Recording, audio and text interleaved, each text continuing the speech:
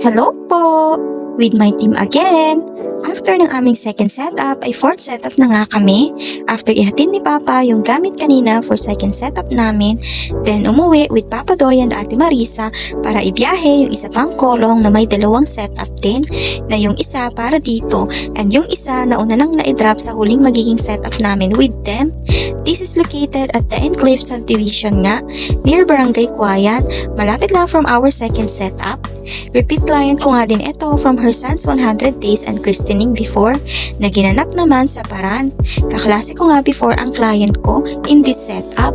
Muntik pa nga hindi ko makuha dahil nung nagpapabook siya ay fully booked na ang Saturday ko, which is today, January 27. Grabe at super hot take ng 27 dahil kung nag-confirm ang dapat na i-setup pa naming isa ay 8 pa dapat ang setup namin. Tapos nag-cancel pa ako ng isa dahil magiging 9 na. Di nga nag-confirm yung isang dapat para today din, kaya nakuha ko ang booking ng classmate ko. Di ko din kasi matanggihan at suki na din. Besides, wala din daw silang ibang kilalang nag-aayos kasi. Anyways, buti nga at nakapag-setup din kami ng maaga dito. In as early as 12:30 PM kasi dapat ay 1:30 PM pa dahil check-in time daw nila yun. Buti mabait naman ang caretaker as well as the owner of this villa.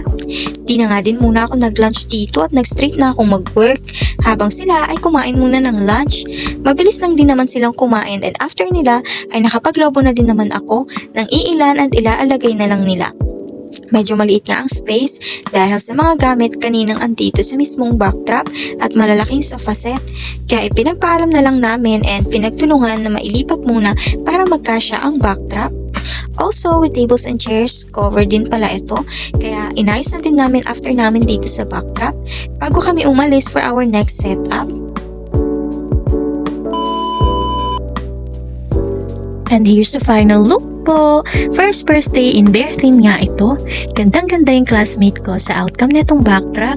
Though di masyadong nagaya yung inspo na design din naman namin kasi nasa ibang setup yung panel na andun sa picture.